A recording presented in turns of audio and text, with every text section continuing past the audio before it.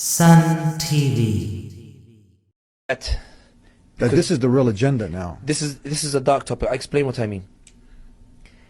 The former Qatari Prime Minister Hamdi bin Jassim put out a tweet one day where he said there is a Gulf state that is buying land from the Palestinians and giving it to the Israelis. Now I thought because Qatar and UAE don't like each other, it might be exaggeration. A few friends of mine came back from Palestine a few months ago, and I asked them about it, and they said that they've realized that they have friends who have sold land to Arabs, and then the next day they've seen Israeli settlers turn up on that land with the title deed.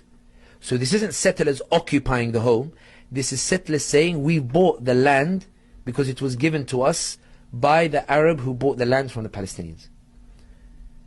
I sat once, so my job, for those who don't know, is basically I advise companies how to navigate political environments. For example, all this week I've just been in meetings with clients every morning because of the time difference with the US, where they've said, look, we have our ships, they're approaching the Red Sea, should they cross, and when will this Houthi threat disappear? Because right now we're losing millions and that. Or they will say, for example, Erdogan passed a law in 2013, no alcohol after 10 p.m. An alcohol company will say, this will result in a fall of 35% of our profits. We want to know, will Erdogan win next year or not? If he's going to win next year, we'll tone down, we'll reel back our alcohol sales. When Qasem Soleimani was killed in 2019, all the companies, they were saying, will there be war between Iran and the US? Because we have our operations. We don't want to get caught up. It will cost us 50 million to roll down our operations. We really don't want to do it, so we need to be certain there's going to be war before we make the decision. And then you tell them there's going to be no war. That's my job, basically, as a political analyst. Some of my clients are foreign ministries of Western governments. And I sat once in a room with diplomats, in a closed-door room, as part of the consultancy process, and I was asked a question, as an independent expert, not that I claim to be an expert, but that's what they said, it's not me. They said, do you think that Saudi Arabia would hand over Al Aqsa to the Israelis? I said, no, that sounds ridiculous. They said, because there's something that we find quite puzzling. What is it you find puzzling? When we talk to our Israeli counterparts, they've told us this is a done deal. Like when they speak about Al Aqsa being handed over to Israel, they don't say there's maybe or we're negotiating. They talk about it like it's already a done deal. So we're quite confused about, this idea. Is that what the Saudis have said? Is that what the UAE have said? And the reason why I was shocked by it was not because it's the first time I've heard it, but because if you remember, there was an attempted coup in Jordan last year where King Abdullah arrested his half-brother, and he arrested Saudi's man in Jordan, who was once untouchable. And then there was sort of a diplomatic crisis between. And there's also been reports in the Arab media as well, like for the last couple of years, that bin Salman, the Saudi crown prince, has been pressuring Jordan to share the custodianship of Al Aqsa. So for those who don't know, the king of Saudi Arabia is Khadim al-Haramain al-Sharifain, the Mecca Medina, the custodian of the two holy mosques, and King Abdullah of Jordan is the custodian of Al Aqsa.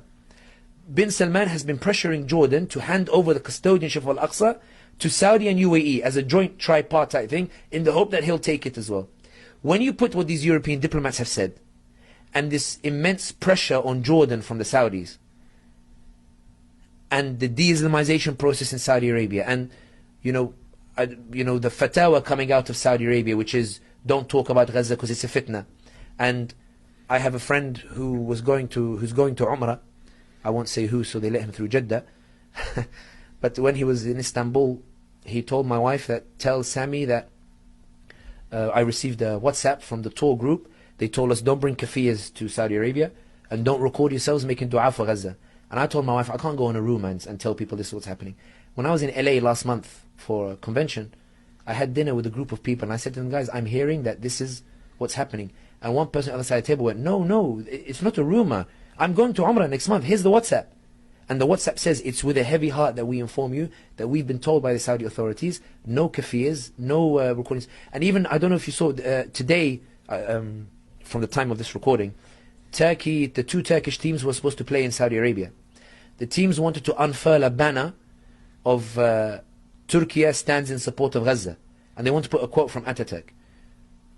The Saudis have said, if you're going to unfurl a banner of support for Gaza, we won't allow you to play the game in Saudi Arabia. Jared Kushner, 2 weeks or 3 weeks after October 7th, was in the heart of Saudi Arabia at the Davos in the Desert Forum, saying at a keynote speech that the Palestinians wanted to ruin normalization between Saudi and the Israelis, and they will fail in this. And the Saudis didn't respond to it. They allowed him to say it in the heart of Saudi Arabia. And when Kushner came back to the US, he told The Hill or CNN that as a Jew, I feel safer in Saudi Arabia than I do on the US campuses. Meaning that he didn't receive any backlash over what Israel is doing, but he received backlash over what Israel is doing in the US. He didn't receive it in Saudi, but he received it in the US. Oman closed its airspace to Israeli planes or the like. Saudi still hasn't closed its airspace to the Israelis or the like. The point being is, going back to your question, when people are suggesting that there is a possibility that the Saudis and UAE will entertain the prospect of allowing Israel to have their way with Al Aqsa, I think that based on these dynamics, there is a very real possibility, and this isn't me saying it. When the Saudi ambassador went to meet Mahmoud Abbas in Ramallah, in the West Bank, the Reuters reported, so I don't know, you remember Bin Salman's interview with Fox News where he said, you know, we're getting closer to normalization every single day, and he says we're willing to accept anything that makes life easier for the Palestinians. Doesn't talk about Palestinian state. Reuters reported that the Saudis had informed the Americans that as long as they get a NATO-style security agreement and nuclear technology, because they don't want Iran to have a nuclear weapon and they don't have one, and support for Vision 2030, they are willing to set aside the demand for a Palestinian state. And then they invited the Palestinian Authority to Riyadh and offered a big cash package, and then they sent their Saudi ambassador to Ramallah. The Saudi ambassador wanted to go the whole way and pray in Al Aqsa, to sort of say that this is being legitimized religiously. And the Palestinians told him, we will not let him set foot in Al Aqsa because we know the Saudis are about to betray us. So I'm saying, my point is, even the Palestinians are aware that something ugly is afoot with regards to this idea of Saudi seeking custodianship over the Al Aqsa Masjid. And so, to answer your question, I am very uneasy to hear European diplomats tell me that the Israelis are telling them that normalization will mean that Al Aqsa is handed over to them and that they will have their way with it. I don't know if it will happen. All I'm saying is, if these senior diplomats are saying it, somebody is saying something somewhere, and the Saudis are not doing enough to rebut it. Because they could have said to me, Israelis are saying it and Saudis are categorically denying it. And I will say one thing, final point.